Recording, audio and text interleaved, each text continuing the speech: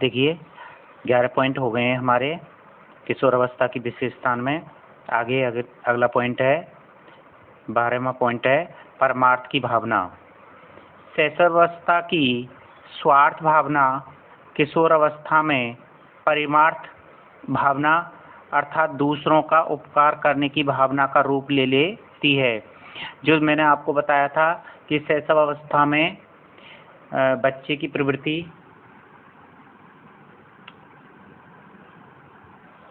देखिए अगला पॉइंट है परमार्थ की भावना। परमार्थ की भावना क्या होती है कि दूसरों की सहायता करना, दूसरों की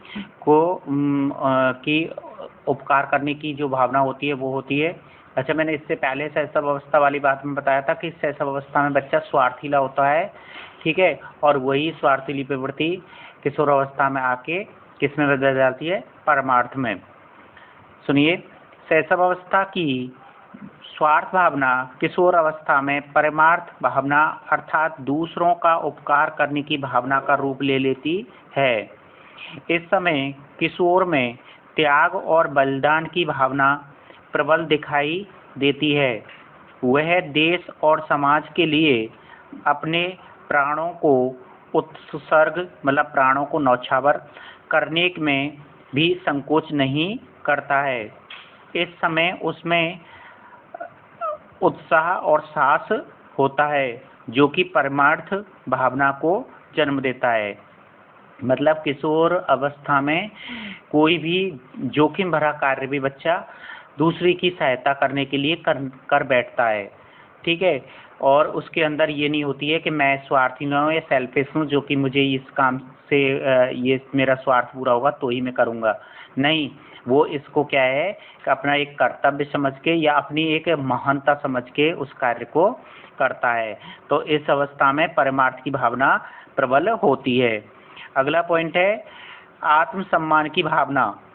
आत्मसम्मान की भावना देखिए, इस अवस्था में किशोर किशोरियों से कुछ मत कहिए, उन्हें बहुत अपना आत्मसम्मान बहुत प्यारा होता है।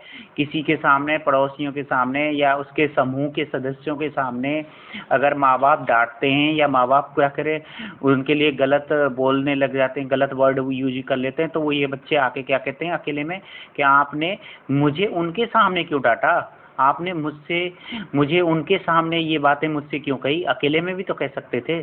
तो उन्हें कहना ही बहुत बुरा लगता है। तो देखेंगे आप, सुनेंगे, किशोर और किशोरियां आत्मसम्मान के प्रति सजग रहते हैं।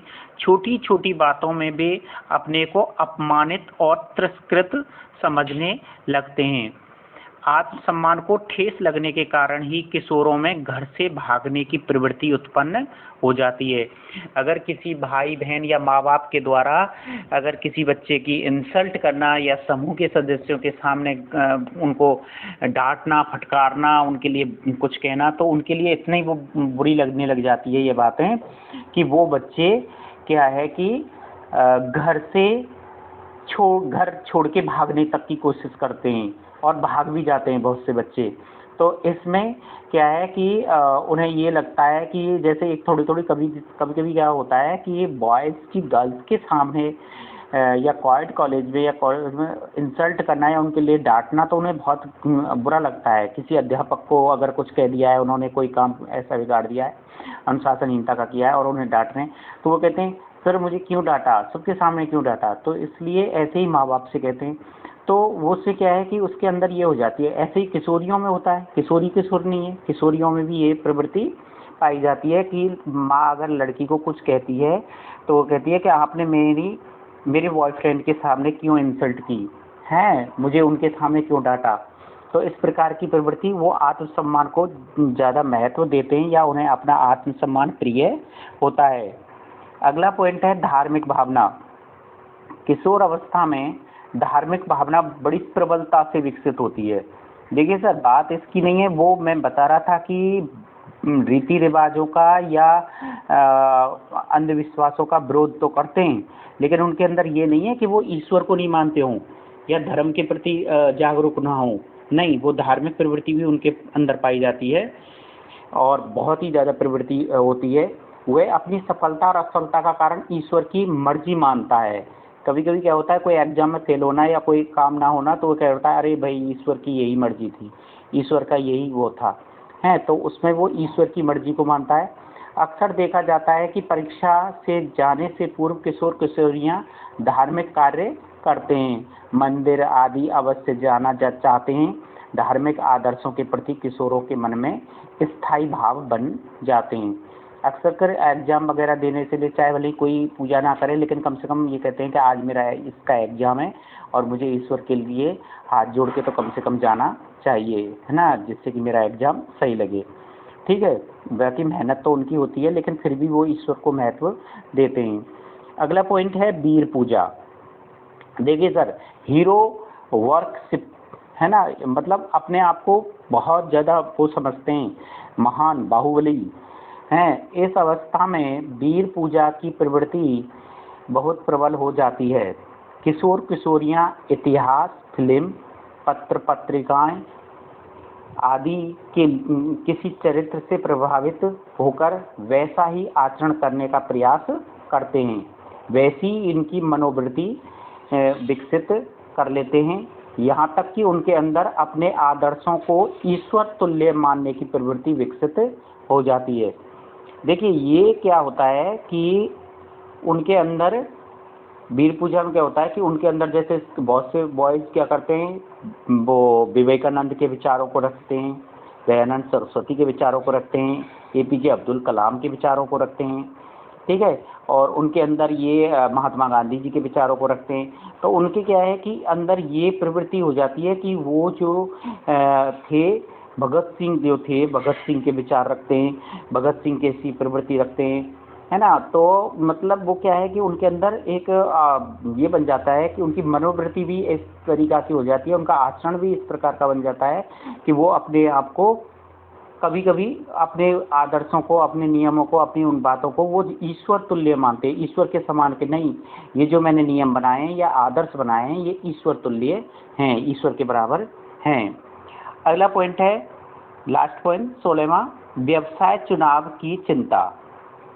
देखिए इस अवस्था में ये भी मौज मस्ती तो होती है, साथ साथ उनके अंदर ये भी प्रवृत्ति आने लग जाती है कि हमें क्या बनना चाहिए, डॉक्टर, इंजीनियर या कलाकार या कोई बैंक मैनेजर या कोई मतलब व्यवसाय की चुनने की।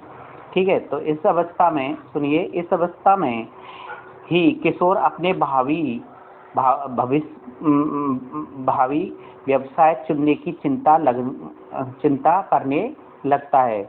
वह एक कुशल डॉक्टर, इंजीनियर, वकील, अध्यापक, कलाकार या सफल किसान बनकर जीवन व्यतीत करने की कल्पना और चिंता करता है तथा व्यवसाय के अनुसार ही पाठ्य विषयों का चुनाव भी करता है। जिस प्रकार जैसे हमारे यहाँ 10th करके जब सब्जेक्ट लिए जाते हैं कि बायो लेनी है, मैथमेटिक्स लेनी है, कॉमर्स लेनी है या आर्ट्स के सब्जेक्ट लेने हैं, और आर्ट्स में भी कौन कौन से सब्जेक्ट लेने हैं, तो वो प्रवृत्ति उसे 10वीं क्लास करने के बाद में 11th क्लास से हो जाती है। तो उस टाइम पे ही बच्चा ये सुनने मतलब समझने लग जाता है कि मुझे क्या बनना है। इस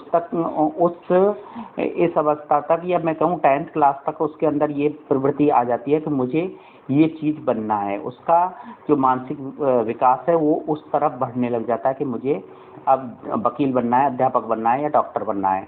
ठीक है, और उसी हिसाब से वो अपना क्या करता है, व्यवसाय की चुनाव भावी भविष्य में बनने के लिए कुछ सब्जेक्टों को और उनको चुन के उसकी पढ़ाई करता है।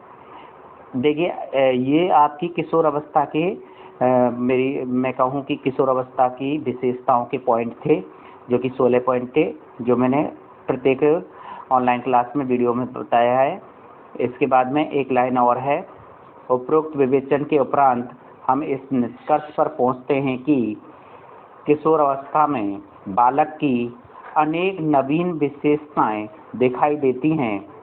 इन विशेषताओं को ध्यान में रखते हुए हमारे एक मनोवैज्ञानिक हैं स्टेनन हॉल ने कहा है कि किशोर अवस्था एक नया जन्म है, क्योंकि इसी में उच्चतर एवं श्रेष्ठतर मानव विशेषताओं के दर्शन होते हैं। मैं दोबारा से इस स्टेनन हॉल की जो कहा है इन्होंने उस कोटेशन को दोबारा से बोल रहा हूँ। किशोर अवस्था एक नया जन्म है, क्योंकि इसी में उच्चतर एवं श्रेष्ठतर मानव विशेषताओं के दर्शन होते हैं। ठीक है, यहाँ तक आपकी किशोर अवस्थाओं की विशेषताएं। आगे हम अगला पॉइंट आपको अगली क्लास में किशोर अवस्था में शिक्षा पर विचार करेंगे। धन्यवाद।